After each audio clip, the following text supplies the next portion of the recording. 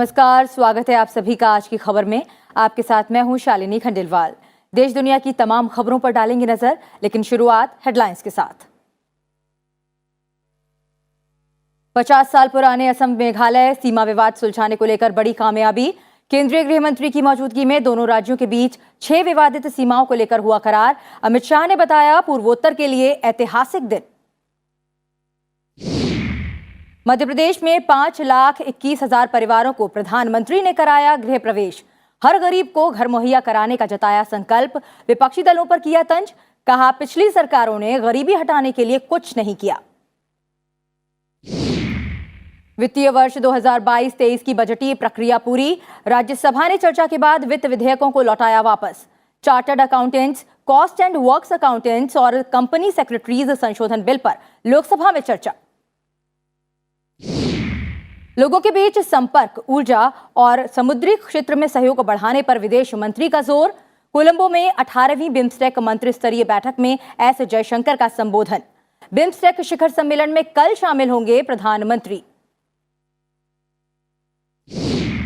राजधानी कीव के आसपास सैन्य अभियान में कटौती करने पर सहमत मॉस्को। रूस यूक्रेन के बीच तुर्की में हुई वार्ता के बाद बनी सहमति। संघर्ष से द्वितीय विश्व युद्ध के बाद यूरोप में गहराया शरणार्थी संकट।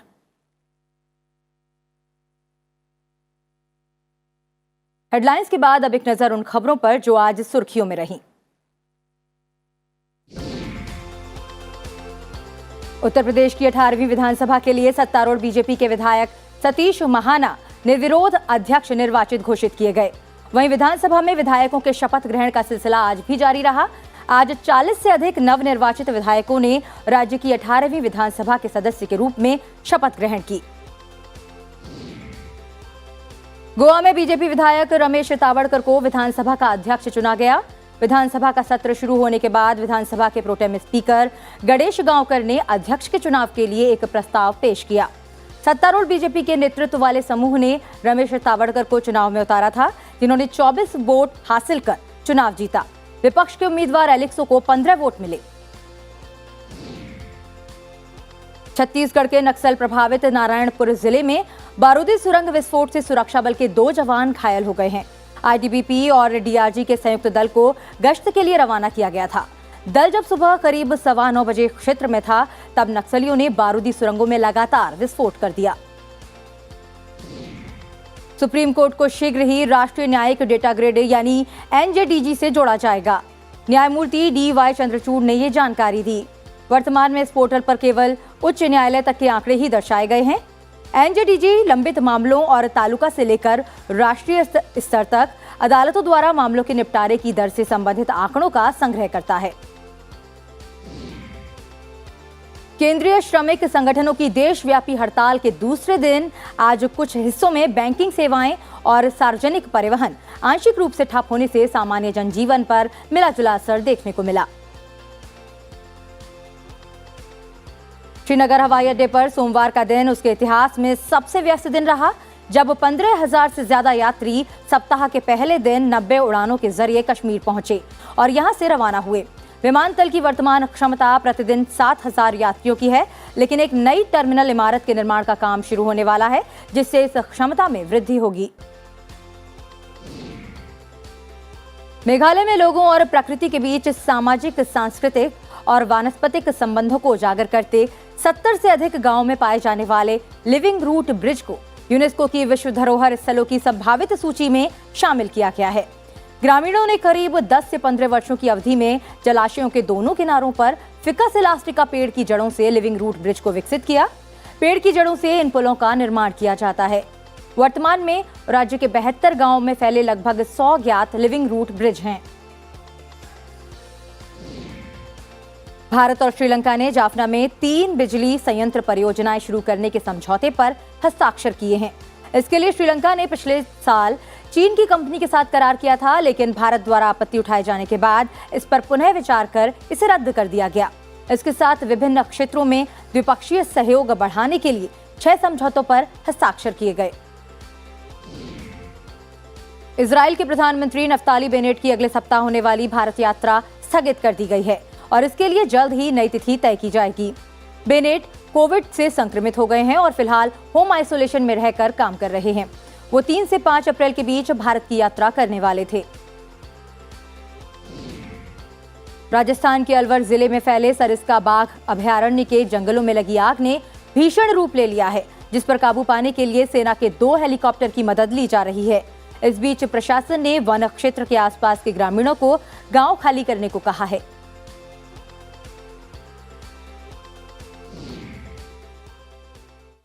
अब खबरें विस्तार से।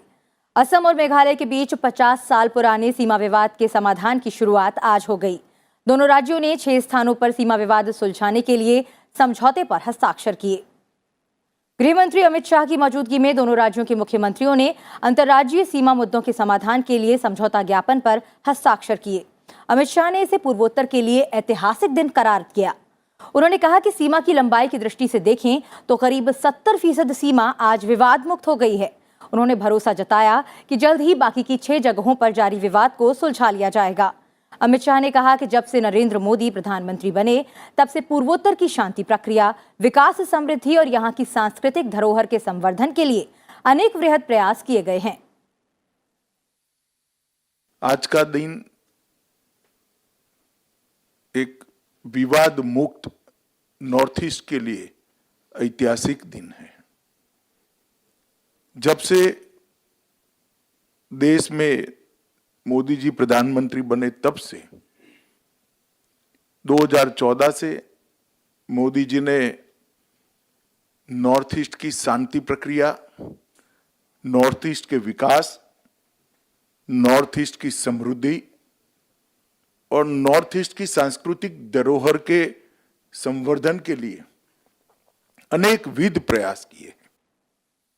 वहीं दोनों राज्यों के मुख्यमंत्रियों ने विवादित बाकी 6 जगहों की समस्या का जल्द समाधान निकलने की उम्मीद जताई। असम के मुख्यमंत्री हेमंत बिस्वा शर्मा ने कहा कि इस MOU के बाद वो जल्द ही दूसरे चरण का काम शुरू करेंगे और अगले 6-7 महीने में बाकी की 6 विवादित जगहों का हल निकालने की पूरी कोशिश की जाएगी। जो बॉर्डर डिस्प्यूट था वो भी सेटल होना चाहिए। मेरा और अरुणाचल का मुख्यमंत्री जी का बैठक हो चुका है। हमने एक रोड मैप बना लिया हूँ कि हमारा 122 डिस्प्यूटेड इलाका है और इसको सेटल करने के लिए भी हम लोग ने रोड मैप बना चुका हूँ और अभी उस दिशा में भी काम हम लोग ने शुरू कर दिया हूँ। Sir, because of your leadership and because of the direction that you gave, that we are able to come here today and conclude the first phase of the 6 locations. We will do our best, sir, to see and to ensure that we are able to complete the other locations also at the earliest. Sir, हमारी पूरी कोशिश रहेगी कि हम लोग इसे आगे ले जाकर जो बाकी जगहें हैं जहाँ पे डिफरेंसेस हैं उन्हें भी हम जितनी जल्दी हो सके सर उन्हें पूरा करने की हम लोग कोशिश करेंगे सर। प्रधानमंत्री नरेंद्र मोदी ने विपक्षी दलों पर निशाना साधते हुए कहा कि देश में कुछ राजनीतिक दलों ने गरीबी हटाओ का नारा तो दिया, लेकिन गरीबों को सशक्त बनाने के लिए कभी कोई काम नहीं किया। प्रधानमंत्री ग्रामीण आवास योजना के तहत मध्य प्रदेश में बने 5,21,000 आवासों के गृह प्रवेश कार्यक्रम में शामिल होने के बाद प्रधानमंत्री ने लाभार्थियों से संवाद करते हुए ये बातें कहीं। प्रधानमंत्री ने कहा कि इस योजना के तहत गांव में बने 5,21,000 आवास केवल घर ही नहीं है, बल्कि इस बात का सबूत है कि देश के गरीब सशक्त हो रहे हैं। उन्होंने कहा कि गरीबों को पक्का मकान मुहैया कराने का अभियान सिर्फ सरकारी योजना नहीं है, बल्कि ग्रामीणों और गरीबों में विश्वास पैदा करने की प्रतिबद्धता है। प्रधानमंत्री ने कहा कि देश में PM आवास योजना के तहत बनाए गए घरों में से करीब 2 करोड़ महिलाओं को मालिकाना हक मिला है। गरीबी दूर करने के लिए नारे बहुत लगाए, लेकिन गरीबों को सशक्त करने के लिए जितना होना चाहिए था वो नहीं हो पाया। और ये मेरा विश्वास है कि एक बार जब गरीब सशक्त होता है तो उसमें गरीबी से लड़ने का हौसला आता है। प्रधानमंत्री नरेंद्र मोदी ने बीजेपी संसदीय दल की बैठक में 3 मूर्ति भवन परिसर में बन रहे पूर्व प्रधानमंत्रियों के संग्रहालय के महत्व पर प्रकाश डालते हुए कहा कि सभी सांसदों को इसे जरूर देखना चाहिए। 14 अप्रैल को संविधान निर्माता बाबा साहेब डॉक्टर भीमराव अंबेडकर की जयंती पर प्रधानमंत्री इस संग्रहालय का उद्घाटन करने वाले हैं। इस संग्रहालय में सभी पूर्व प्रधानमंत्रियों के योगदानों का विस्तार से उल्लेख किया गया है और विभिन्न माध्यमों से उन्हें दर्शाया भी गया है। प्रधानमंत्री ने केंद्र सरकार की नीतियों को जन जन तक पहुंचाने पर भी जोर दिया। बीजेपी संसदीय दल की बैठक में केंद्रीय गृह मंत्री अमित शाह, रक्षा मंत्री राजनाथ सिंह और पार्टी अध्यक्ष जेपी नड्डा समेत कई दूसरे वरिष्ठ नेता भी मौजूद रहे। टीकाकरण हो, वैक्सीन का कार्यक्रम हो, ऐसे पोषण का कार्यक्रम हो, ऐसे बहुत से कार्यक्रम हैं जो इन दिनों में हम एक दिन संसद अपने संसदीय क्षेत्र में करेगा सांसद, और प्रेस कॉन्फ्रेंस करके सामाजिक न्याय के विषय को नीचे धरातल पर उतारेगा। ऐसा ही आज की बैठक का मुख्य उद्देश्य था। राज्यसभा में आज वित्त मंत्री निर्मला सीतारमण ने वित्त और विनियोग विधेयक 2022 पर हुई चर्चा का जवाब दिया। राज्यसभा में विनियोग और वित्त विधेयक 2022 पर चर्चा का जवाब देते हुए वित्त मंत्री निर्मला सीतारमण ने कहा कि मोदी सरकार आम लोगों पर कर का भार कम करने की नीति पर काम करती है और इसका प्रमाण है कि कोरोना महामारी के कारण उत्पन्न स्थिति से निपटने और व्यवस्था को पटरी पर लाने के प्रयासों के दौरान कोई नया कराधान नहीं किया गया। वित्त मंत्री ने सदन में साफ तौर पर कहा कि आज भारत की स्वास्थ्य सेवाएं पहले से बेहतर स्थिति में हैं। लोगों के जीवन को बेहतर बनाने के लिए सरकार लगातार प्रयासरत है। The outlay for health and well-being was 2,23,846 crores for the year 21-22, which is now coming to an end. Specifically, issues related to health emergency response system, health emergency infrastructure, the allocations have been steady from 2020 and substantial in order that health infrastructure get strengthened. वहीं लोकसभा में chartered accountants, cost and works accountants और company सचिव संशोधन विधेयक 2021 पर चर्चा जारी है। चर्चा में कई दलों के सांसदों ने अपने अपने विचार और सुझाव रखे।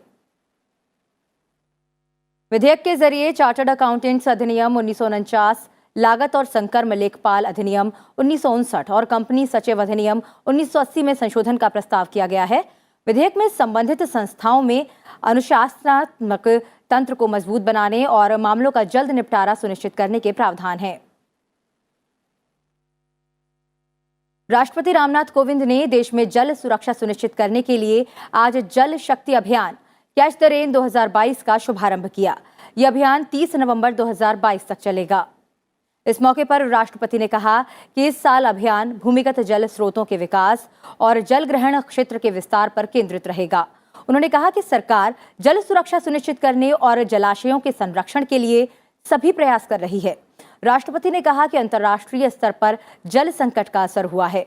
उन्होंने अभियान को सफल बनाने के लिए लोगों का आह्वान किया।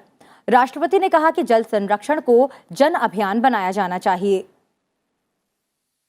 आज जल संकट एक अंतर्राष्ट्रीय संकट का रूप ले चुका है। जल संकट से जुड़ी स्थितियां धीरे धीरे भयावह होती जा रही हैं। कुछ रक्षा विशेषज्ञों ने तो यहां तक कहा है कि हो सकता है कि भविष्य में यदि विश्व युद्ध हुआ तो भौगोलिक आधार पर नहीं होगा बल्कि जल के स्तर पर होगा। ऐसी स्थितियों से मानवता को बचाने के लिए हम सभी को आज से ही सचेत रहना पड़ेगा।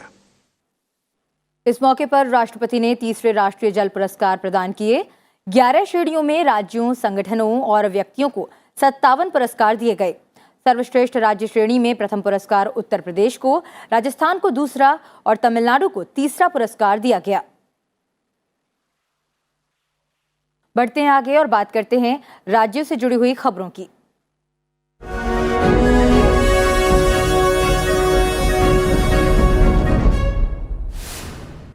असम के मुख्यमंत्री हेमंत बिस्वा शर्मा ने दिल्ली में प्रधानमंत्री नरेंद्र मोदी से मुलाकात की। इस दौरान दोनों नेताओं के बीच कई मुद्दों पर चर्चा हुई। हेमंत बिस्वा शर्मा ने बताया कि वो प्रधानमंत्री को कुछ प्रोजेक्ट का उद्घाटन करने के लिए आमंत्रित करने आए थे। उत्तर प्रदेश के मुख्यमंत्री योगी आदित्यनाथ ने लखनऊ में विश्व बैंक के प्रमुख कृषि विशेषज्ञ एंड्रयू गुडलैंड से मुलाकात की। इस अवसर पर मुख्यमंत्री ने विश्व बैंक के साझा कार्यक्रम कृषि विकास और ग्रामीण उद्यम पारिस्थितिकी तंत्र सुदृढ़ीकरण परियोजना के संदर्भ में विस्तृत सकारात्मक चर्चा की। उत्तराखंड के राज्यपाल retired lieutenant general Gurmeet Singh ने नवनिर्वाचित विधानसभा के पहले सत्र को संबोधित करते हुए कहा कि स्वास्थ्य और शिक्षा सुविधाओं में सुधार करना राज्य सरकार की शीर्ष प्राथमिकता में शामिल है। वहीं सरकार की ओर से अगले 4 महीनों के लिए 21,000 करोड़ से अधिक का लेखानुदान प्रस्तुत किया गया। दिल्ली सरकार के वित्त वर्ष 2022-23 के लिए 75,800 करोड़ रुपए के रोजगार बजट को बहस के बाद विधानसभा द्वारा पारित कर दिया गया। इसके बाद विधानसभा अध्यक्ष ने सत्र को अनिश्चितकाल के लिए स्थगित कर दिया। बजट सत्र 23 मार्च को शुरू हुआ था। असम विधानसभा ने वित्त वर्ष 2022-23 के लिए 1,19,551 करोड़ रुपए का बजट ध्वनिमत से पारित कर दिया। वित्त मंत्री अजंता नियोग ने 16 मार्च को 600 करोड़ 36 लाख रुपए के घाटे वाला बजट पेश किया था। राजस्थान की पूर्व मुख्यमंत्री वसुंधरा राजे ने आज बीजेपी अध्यक्ष जेपी नड्डा से मुलाकात की। जेपी नड्डा ने वसुंधरा राजे से राजस्थान में पार्टी से जुड़े मामलों को लेकर चर्चा की और उनकी राय जानी। जम्मू कश्मीर के उपराज्यपाल मनोज सिन्हा ने आज रियासी जिले के त्रिकुटा पहाड़ी पर्वतों पर वैष्णो देवी माता के दर्शन किए। पश्चिम बंगाल की मुख्यमंत्री ममता बनर्जी ने गैर बीजेपी शासित राज्यों के मुख्यमंत्रियों और विपक्षी दलों के नेताओं को पत्र लिखकर उनसे बीजेपी के खिलाफ लड़ाई में एकजुट होने की अपील की है। उन्होंने पत्र में विपक्ष से एकजुट और सैद्धांतिक विपक्ष बनाने का संकल्प लेने के लिए बैठक करने की अपील की। समाजवादी पार्टी के नेता डॉक्टर संजय लाठर उत्तर प्रदेश विधान परिषद में नेता प्रतिपक्ष होंगे। विधान परिषद के प्रमुख सचिव ने इसकी अधिसूचना जारी की है। जाट समुदाय से आने वाले लाठर को समाजवादी पार्टी के अध्यक्ष अखिलेश यादव ने ये जिम्मेदारी सौंपी है। लाठर 28 मार्च से विधान परिषद में नेता विरोधी दल की जिम्मेदारी निभाएंगे। नौसेना प्रमुख एडमिरल आर हरि कुमार की मौजूदगी वायु स्क्वाड्रन INAS 316 को गोवा के डाबोलिम में INS हंसा में कमीशन किया गया। नौसेना प्रमुख ने कहा कि गतिशील और जटिल सुरक्षा स्थिति में इस स्क्वाड्रन की परिचालन क्षमता हमारे राष्ट्रीय समुद्री हितों की रक्षा, संरक्षण और बढ़ावा देने की हमारी क्षमता को बढ़ाएगी। पद्म पुरस्कारों से सम्मानित हुए लोगों ने आज राष्ट्रीय युद्ध स्मारक जाकर शहीदों को श्रद्धांजलि दी। राष्ट्रपति रामनाथ कोविंद ने कल राष्ट्रपति भवन में आयोजित समारोह में वर्ष 2022 के लिए 2 पद्म विभूषण, 9 पद्म भूषण और 54 पद्मश्री पुरस्कार प्रदान किए थे। पश्चिम बंगाल के आसनसोल में उपचुनाव से पहले केंद्रीय अर्धसैनिक बलों ने फ्लैग मार्च कर लोगों को सुरक्षा का भरोसा दिया। यहां आसनसोल लोकसभा सीट के लिए मतदान 12 अप्रैल को होगा, जबकि नतीजे 16 अप्रैल को घोषित किए जाएंगे। श्रीलंका की नौसेना ने तमिलनाडु के 4 भारतीय मछुआरों को समुद्री सीमा के उल्लंघन के आरोप में गिरफ्तार किया। मत्स्य विभाग के अधिकारी के मुताबिक श्रीलंकाई नौसेना ने एक नाव को भी जब्त कर लिया है।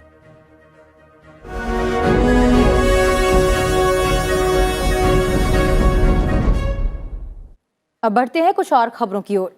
बहुक्षेत्रीय तकनीकी और आर्थिक सहयोग के लिए बिम्स्टेक के सदस्य देशों को आतंकवाद और हिंसक उग्रवाद का मुकाबला सामूहिक रूप से करना चाहिए। कोलंबो में 18वीं बिम्स्टेक मंत्री स्तरीय बैठक को संबोधित करते हुए विदेश मंत्री एस जयशंकर ने ये बातें कही।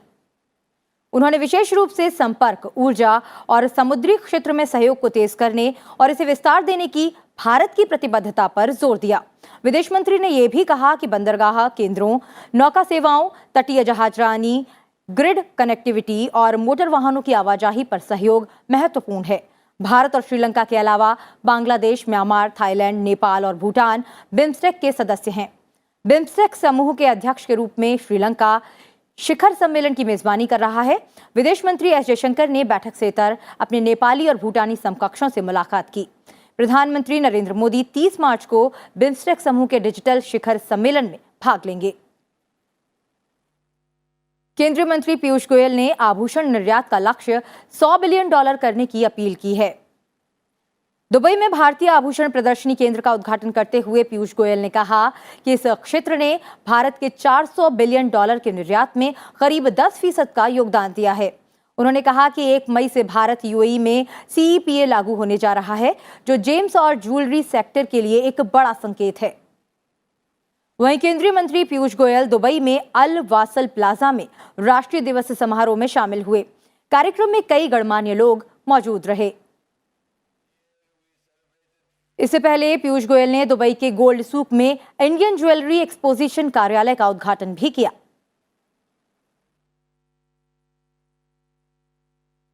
अमेरिका के राष्ट्रपति जो बाइडेन ने स्वच्छ ऊर्जा और डिजिटल अर्थव्यवस्था के क्षेत्र में विकास और बढ़ती तानाशाही से निपटने के लिए भारत को दी जाने वाली सहायता बढ़ाने का प्रस्ताव रखा है। भारत के विकास के लिए सहायता को 2021 में $2 करोड़ 50 लाख से बढ़ाकर वित्त वर्ष 2023 में $6 करोड़ 60 लाख करने का प्रस्ताव रखा गया है। ये प्रस्ताव वित्त वर्ष 2023 में विकास के लिए अमेरिकी विदेश मंत्रालय की ओर से दी जाने वाली सहायता का हिस्सा है, जिसे व्हाइट हाउस ने सोमवार को अमेरिकी संसद को भेजा था। पाकिस्तान के प्रधानमंत्री इमरान खान 2018 में पद संभालने के बाद से अपनी सबसे कठिन राजनीतिक दौर का सामना कर रहे हैं। प्रधानमंत्री इमरान खान के खिलाफ अविश्वास प्रस्ताव पर मतदान 3 अप्रैल को होगा। गृह मंत्री शेख राशिद ने ये जानकारी दी है।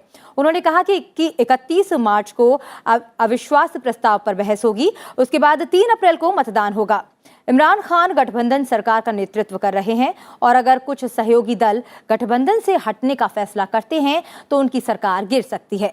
पाकिस्तान की 342 सदस्यीय नेशनल असेंबली में पीटीआई के 155 सदस्य हैं और उसे सत्ता में बने रहने के लिए कम से कम 172 सांसदों के समर्थन की जरूरत है। विपक्ष ने 8 मार्च को नेशनल असेंबली को अविश्वास प्रस्ताव सौंपा था। रूस और यूक्रेन के बीच तनाव खत्म करने के उद्देश्य से दोनों देशों के बीच प्रतिनिधि स्तर की वार्ता का एक और दौर आज तुर्की के शहर इस्तांबुल में संपन्न हुआ। रूस के उप रक्षा मंत्री अलेक्जेंडर फोमिन ने कहा कि युद्ध समाप्त किए जाने के मकसद से जारी वार्ता में विश्वास बढ़ाने के लिए मॉस्को ने कीव और चेरनोहीव के पास अभियान में मौलिक रूप से कटौती करने का फैसला किया है। उन्होंने कहा कि रूसी बल कीव और चेरनीहीव की दिशा में सैन्य गतिविधियों में कटौती करेंगे। रूस और यूक्रेन के वार्ताकारों के बीच हो रही आमने सामने की बातचीत के दौरान फोमिन का ये बयान सामने आया है। रूस द्वारा 24 फरवरी को यूक्रेन पर शुरू किए गए हमले के बाद पहली बार है जब रूस ने कुछ नरमी के संकेत दिए हैं। रूस और यूक्रेन संघर्ष से द्वितीय विश्व युद्ध के बाद यूरोप में बड़ा शरणार्थी संकट गहरा गया है। संयुक्त राष्ट्र शरणार्थी एजेंसी ने कहा कि Poland, Romania, Moldova, Hungary, Slovakia और रूस जैसे देशों में जाने वाले लोगों की संख्या में हाल के समय में अभूतपूर्व बढ़ोतरी हुई है। एजेंसी के मुताबिक यूक्रेन छोड़कर जाने वाले लोगों की संख्या 38,70,000 हो गई है।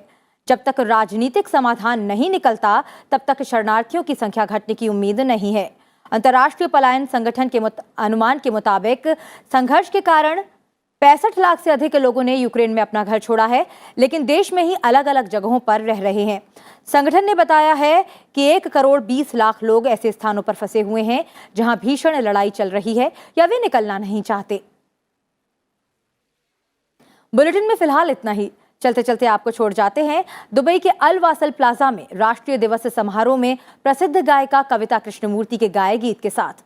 कार्यक्रम में केंद्रीय मंत्री पीयूष गोयल और अन्य गणमान्य व्यक्ति भी मौजूद रहे।